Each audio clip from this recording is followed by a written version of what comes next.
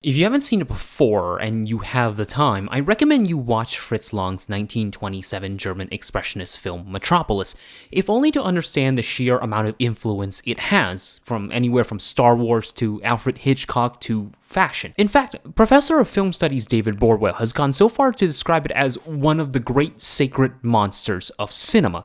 It may surprise you then to know that both Osamu Tezuka's 1949 manga and Shigeyuki Hayashi and Kazuhiro Otomo's 2001 Madhouse movie aren't direct reconceptions of Lang's 1927 film.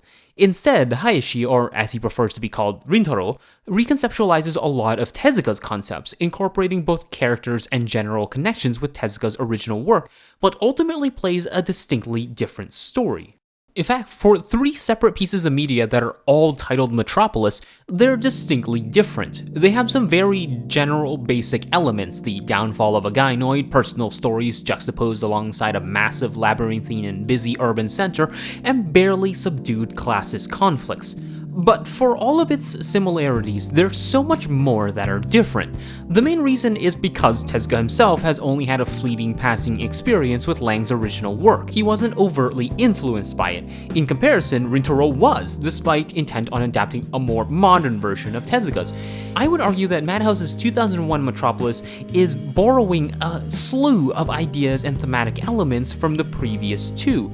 And there's a very interesting dialogue that emerges as a result of that.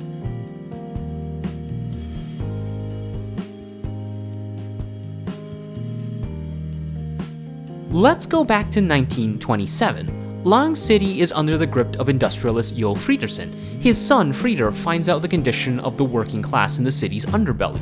Meanwhile, mad scientist Rotwang constructs a machine who Friedersen requests for it to mimic Maria, a girl that's the target of Frieder's infatuation. The false Maria goes about causing chaos, which through a series of events leads to a revolt, ending in them burning her at the stake.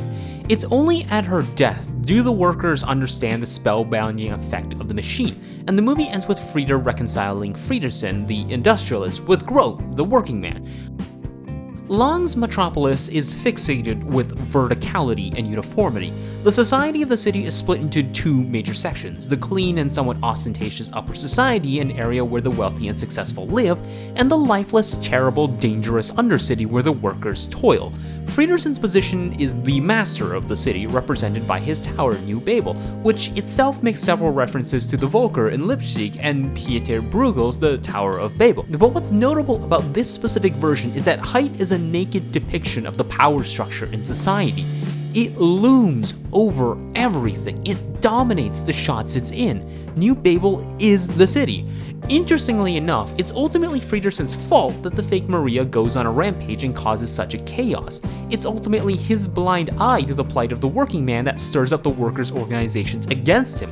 But the story never punishes him for his actions. Instead, it grounds him, weakening him, but nevertheless firmly including him as one of the people unharmed in the movie. Friedersen, the puppet master, remains unharmed, and that's because Friedersen is one of them. Solidarity is the ultimate factor. Whereas when we look at the club Yoshiwara, itself both a reference to the famous red light district in Edo and a representation of foreign otherness, all of the negative activity stems from there. The building itself is a representation of the city's unease with visible otherness, suggesting that a sense of cultural or social purity is necessary. The fake Maria begins her activities there. The negative and raucous activities of the hedonists stem from there. Georgie loses himself there. Yoshiwara is bad, seedy, untrustworthy, foreign, and alien. It isn't us, so we have to watch out for it.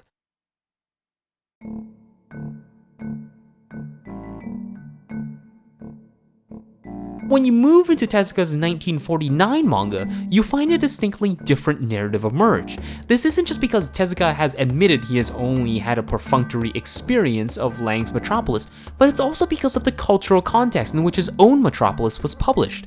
Coming out just 4 years after the surrender of Japan, Tezuka's Metropolis is a city defined not by verticality and uniformity, but by latitudinal space and diversification.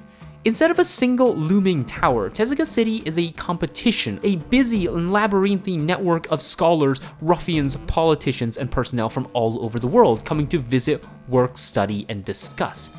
Tezuka City is a pluralistic environment, influenced and in turn influencing the people around them, and like post-war Japan, Tezuka City is horizontal. Its power structure is relatively unseen, diffused to the myriad institutions and places that inhabit it, but nowhere is Tezuka's depiction more obvious than in Michi. While Lang's fake Maria is a visible other, untrustworthy and hanging out at untrustworthy areas, Tezuka's Michi is androgynous and for most of the manga, benign. What's important about Michi is, 1, Michi is both genders. At a flip of a switch, Michi can turn from a boy into a girl, a holistically vague and hybridized being of machine and man. The second, and this is much more important, is that Michi derives his or her life from the black spots from the sun, which was created by the manga's main villain, Duke Red. The sun is a massive symbolic code in Tezuka's manga. Remember the content of Tezuka's 1949 publication. Japan was only recently defeated. The emperor, who drew his authority from Amaterasu, the sun god, had his political power effectively neutralized. Duke Red, both in name and appearance a visible foreigner, attempts to seize power. Michi, a hybrid of human and machine, is not only a product of Red's influences, but also that of the brilliant Dr. Lawton. And it's through the intrepid, plucky attitudes of a Japanese detective and his young nephew to figure out what's going on.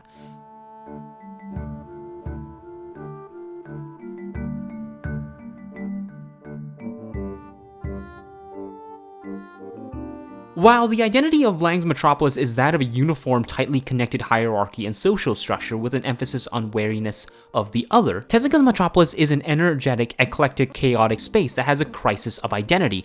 At the heart of the conflict is Michi, whose life is due to the radiation of the sunspots. As Michi finds out the plight of the robots and his or her own identity, the story goes into a full-on revolution that ends with the sun restored, leading to Michi's death.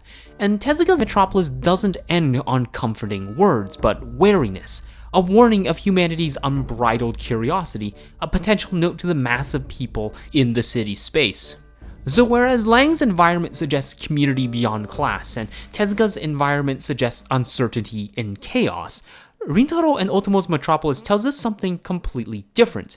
And I think you have to have some familiarity with the previous two Metropolises because there's something very interesting happening in this one.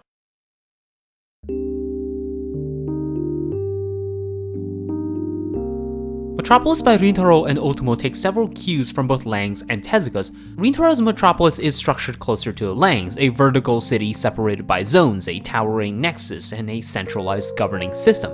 However, just as much as Rintaro borrows from Lang, he borrows equally as much from Tezuka. The purity of the android's morality, the wide cast of characters, the downtrodden machine society that upholds human society, and the subplot of control over the sun are all examples.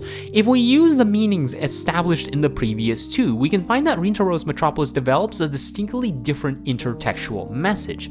Like Lang, Rintaro's verticality demarcates two noticeable societies, the haves and the have-nots. Like Lang, the tower, in this case called the Ziggurat, is a manifestation of power in the city. However, unlike Lang, Rintaro's Metropolis is noticeably more complex, with not just an above-ground and below-ground city, but a terraced society with decreasing lawfulness as you descend. Here, the verticality is a backdrop that nevertheless reveals a vibrant, living world, energetic and colorful. It's in the furthest depths where the robot workers are that we find the darkest, dingiest parts of the city. On the other hand, when we look at Rintaro and Tezuka, they both use the sun plot, but whereas in Tezuka's manga, Duke Red fires at the sun outside the city in a far-off location, in Rintaro's, Duke Red fires the cannon in the city and in plain sight. He's no longer framed as a foreigner, an other.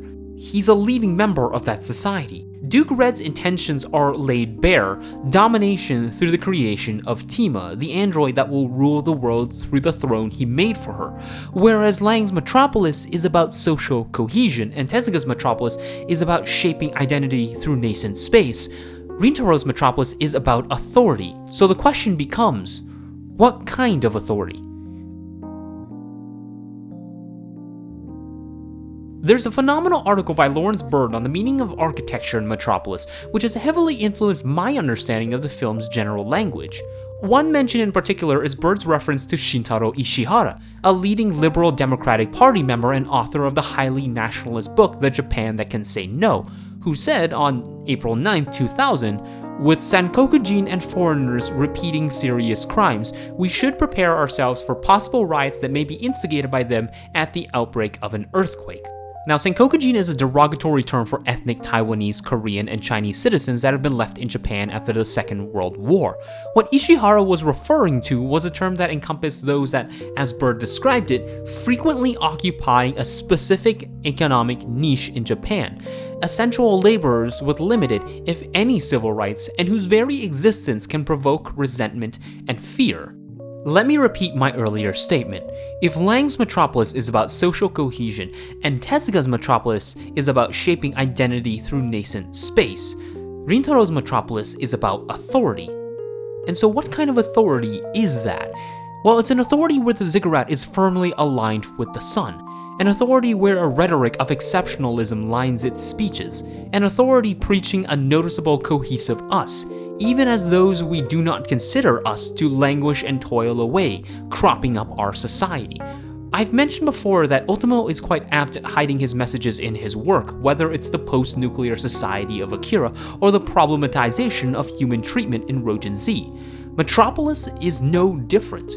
While Rintaro has mentioned that he's not trying to actively line the movie with a single thematic message, he is framing authority through a very specific lens that reflects Japan's ongoing struggles. See, Japan has had a massive issue with soft and hard nationalism for many years, and while its extent is still difficult to measure, almost every serious study on the topic admits that it's there. So it's no surprise that Tima draws her power and control from the sun, the symbol of Amaterasu. It's no surprise that her throne is situated upon a giant red orb. It's no surprise that the first reference to her power was a deity. It's no surprise that she stood as a pure, angelic figure. Dukes Red's plan to place her on the throne is an incredibly religious act, as if her authority draws from the heavens itself.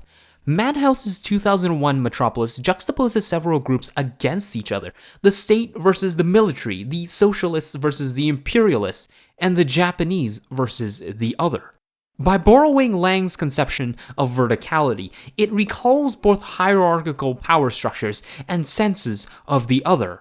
By drawing on Tezuka's symbolic codes, it fixates power on distinctly Japanese semiotics. But what does Rintaro and Otomo say about this nationalist authority? Look at Rintaro's greatest departure from the previous two, the destruction of the Ziggurat. As quickly as she sat down on that throne, it crumbled. Tima's reign, if you want to call it that, is short, chaotic, and unwelcome. Her ascension is beneficial to no one, leading to a massive robot rebellion that seeks to put humanity in jeopardy. The throne she sat on is best left unceremonial, rhetorical, and the only way to stop it was to dethrone her. This led to the destruction of the Ziggurat, and out of the ruins was a horizontal society, that of the robots and the humans. The rubble is vibrant and hopeful. The destruction is cathartic. And what of Tima? If Tima was a representation of imperial nationalist authority, it's apt to see that the movie puts their dilemma in the foreground during the collapse. It's apt to see that Kenichi, the everyday man, may be tempted to hang on to her, to that identity, that history, that sense of us. And when he can't, when he slips, it may hurt. It may make you feel empty and devastated, but at the same time, it's also not the end. They say that time heals a broken heart, but time has stood still since we've been apart.